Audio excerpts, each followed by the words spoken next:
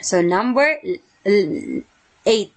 So, this is solving. So, using the ideal diode model, the current in the circuit shown is letter A 0.73 milliamp, letter B 0.80 milliamp, letter C 0.87 milliamp, letter D 1.2 milliamp. So, ito yung circuit natin. So, we're going to calculate the current in this circuit. Therefore, as you can see here, ang current natin dito is i-calculate natin daw. And then, dito sa resistor na to, mayroon tayong voltage across this resistor. Kaya tinawag natin itong BR. So, this is positive. This is negative. This is our diode. So, we're going to use an ideal diode. So far, we have this positive V sub F here. Positive V sub F. V sub F, positive dito, negative dito. So, sinabi dito na ang gagamitin daw natin is an ideal diode. Therefore, in the ideal diode, ang V sub F is equal yan sa 0 volt. So, para mahanap natin yung current natin na nagpo-flow through this circuit is kailangan hanapin muna natin yung value natin for the voltage R.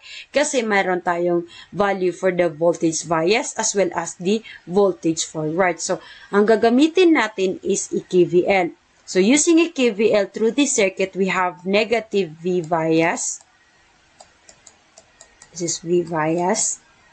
Minus, plus this V sub R. Plus V sub R. Plus itong V sub F, voltage forward, is equals to 0.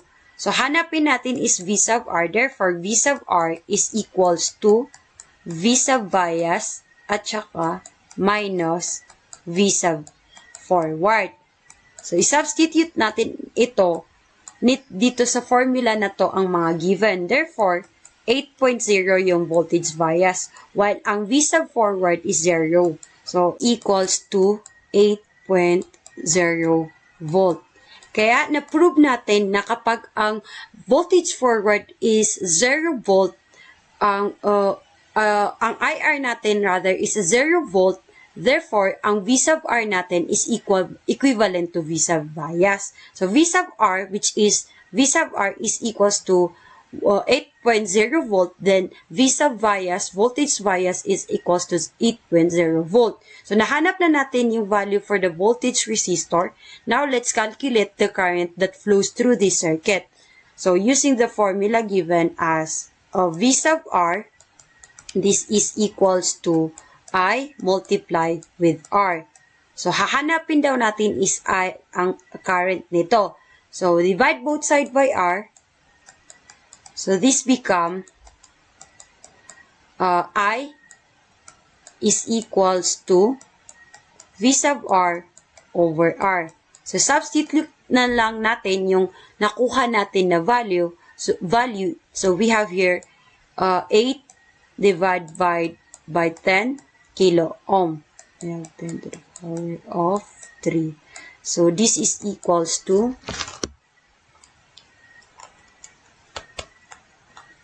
8 by 0 and exponent of 3. So, this is equivalent to 8 times 10 to the power of negative 4 volt. Or we can have this one as 0.8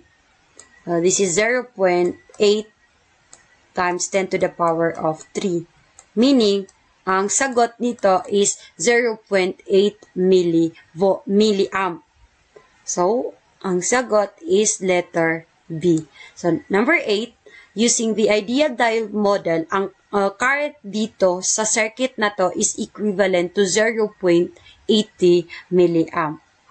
So, let's have the question number 9. For the number 9, we have solving also. Using the practical diode model, the current in the circuit shown is letter A 0.73 milliamp, letter B 0.80 milliamp, letter C 0.87 milliamp, letter D 1.2 milliamp. So, ito yung circuit natin. Again, we're going to solve this one. So, dito is gagabitin natin is itong practical diode model.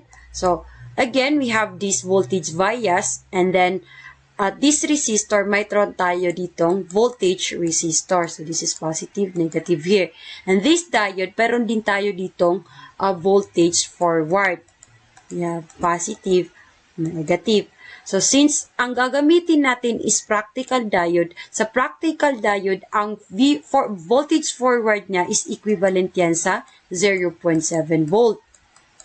Now, we're going to calculate the current that flows through this circuit. So, we have here I.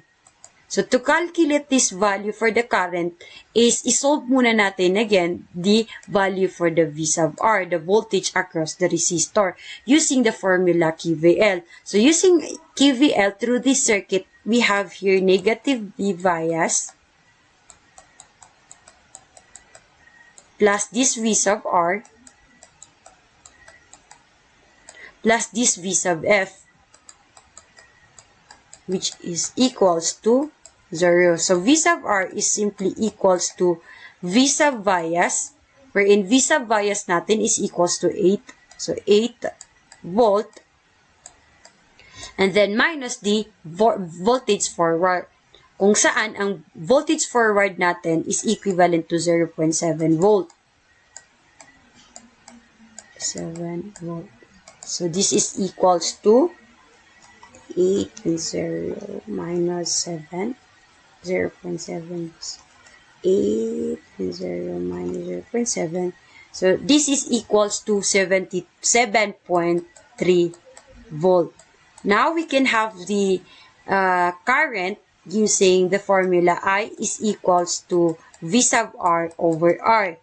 So, substitute lang natin wherein our R here is, ang resistor natin through this circuit is equals to 10 kilo ohm. So, we have 7.3 over 10 kilo ohm.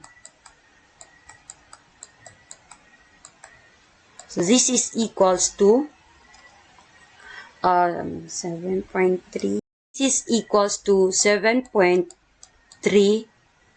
times 10 to the power of negative 4 amp. So, we can have this one as 0.73 times 10 to the power of negative 3. Or simply, this is 0.3 milliamp. So, ang sagot natin dito is letter A. So, yan ang answer natin for the number 9. So, using a practical diode model, we can have the current in this, through this circuit, in which ang current through this circuit is equivalent to 0.73 milliamp. So, for question number 10, we have here, number 10 is the diode model, which includes the large reverse resistance, is the letter A, ideal model, letter B, practical model, letter C, complete model, letter D, all of the above. So, ang answer sa number 10 is the complete model, letter C. The diode model, which include the large reverse resistance, is the complete model. So, yan yung chapter 1 natin, and then dyan mag-e-end yung chapter 1. So, that's all. Thank you.